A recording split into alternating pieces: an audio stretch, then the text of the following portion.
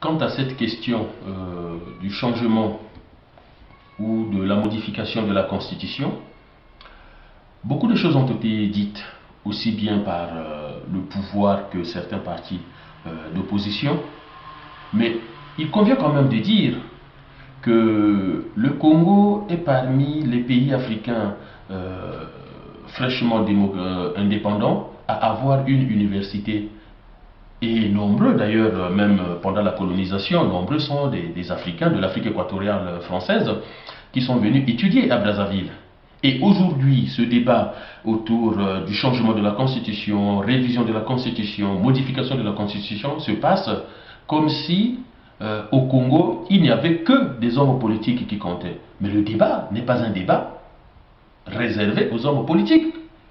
Le débat, c'est aussi un débat de société. Et moi, j'aimerais demain que les étudiants en droit, en économie, en mathématiques, en histoire, en géographie entrent aussi dans le débat autour du changement ou non de la Constitution. Et surtout, je suivais tout récemment l'ancien ministre Bouao sur RFI qui expliquait sur le plan de la philosophie politique qu'est-ce que ce débat veut dire. Alors, ce que j'ai regretté lors de son allocution, c'est que lui, philosophe, et nous savons l'apport de la philosophie politique dans le développement de l'Occident, puisse trouver des mécanismes pour justifier pourquoi le coup d'État de Denis Sassou Nguesso devrait avoir lieu. Alors, je me suis dit, Rabelais qui nous a dit que science sans conscience n'est que ruine de l'âme, devrait peut-être se réveiller et reprendre encore le flambeau du combattant tel qu'il l'a fait à son époque.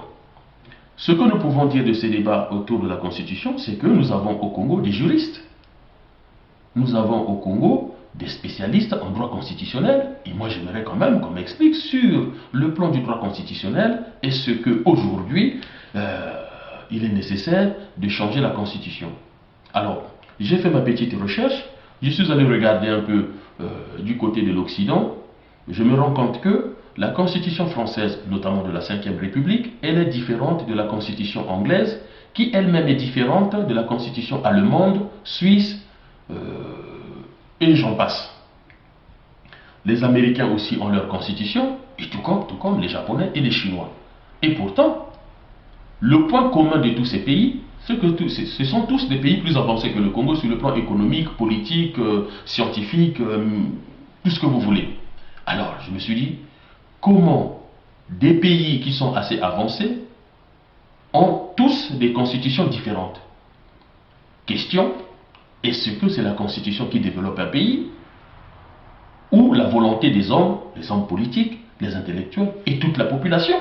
Est-ce que c'est toute cette volonté qui développe le pays ou simplement un document qu'on appelle constitution? De façon très simple, une constitution règle le jeu des institutions, c'est-à-dire la Constitution attribue au président de la République le périmètre de ses fonctions.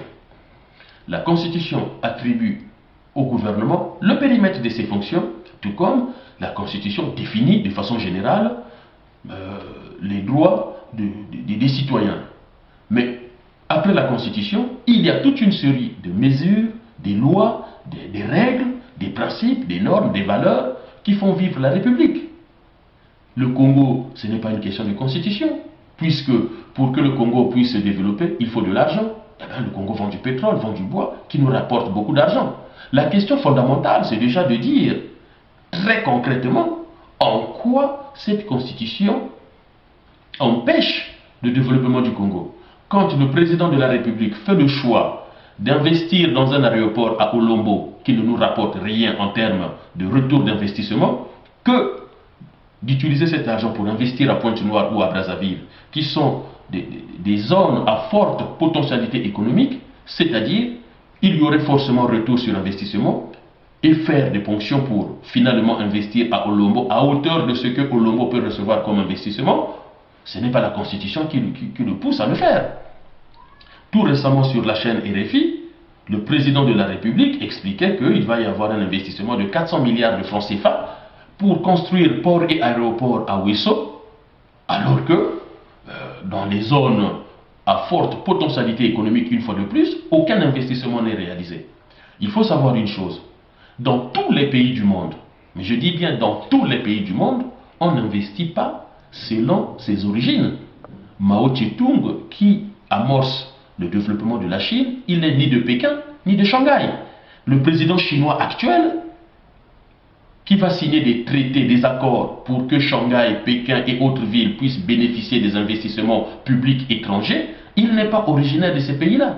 Quand on a le sentiment national, quand on a la conscience nationale, eh ben, on est au-delà de la pratique partisane qui consiste à dire tous les investissements dans mon village et le reste, on verra après. Et ce que je regrette chez nos hommes politiques, en tout cas ceux qui dirigent le Congo actuellement, c'est cette absence de conscience. Parce que il y a à l'intérieur de nous tous une voix que les philosophes appellent la conscience qui nous dicte le bon sens. Et aujourd'hui, je me rends compte que nos hommes, en tout cas ceux qui nous dirigent, font preuve de conscience inconsciente, consciente d'eux-mêmes et consciente de l'autre, l'autre étant le peuple congolais. Et la question aujourd'hui, ce n'est pas de changer ou pas la Constitution. On peut changer la Constitution, qu'est-ce que ça va changer dans la vie des gens? Est-ce que parce qu'on a changé la Constitution que la vie s'est améliorée? Denis Sassou Nguesso, depuis qu'il est dans les sphères du pouvoir, il est arrivé président de la République en 1979 jusqu'en 1992, 13 ans de présidence. Il a repris le pouvoir par coup d'État en 1997 jusqu'en 2016, 19 ans de pouvoir, faites l'addition. On est autour de 32 ans de pouvoir, 8 constitutions au total. Et Sassou Nguesso n'a jamais trouvé la bonne constitution pour qu'il développe le Congo. Il a dirigé le Congo sous un régime semi-présidentiel, il n'a rien donné. Donc aujourd'hui, je pense que même sur le plan intellectuel, nous sommes arrivés avec ce pouvoir à des limites telles que, au-delà, ils ne peuvent rien faire. Ils ont fait ce qu'ils ont pu avec les capacités intellectuelles qu'ils avaient. Aujourd'hui, je pense qu'ils doivent passer la main à d'autres pour que les Congolais puissent expérimenter un autre modèle de pouvoir. Donc le débat autour de la Constitution, elle n'est pas nécessaire, puisque dans la Constitution, il y a les questions de santé qui figurent que personne ne met à l'ordre du jour, il y a les questions d'éducation, personne ne les met à l'ordre du jour, il y a des grandes questions économiques que la Constitution, dont la Constitution parle, personne ne les met en pratique.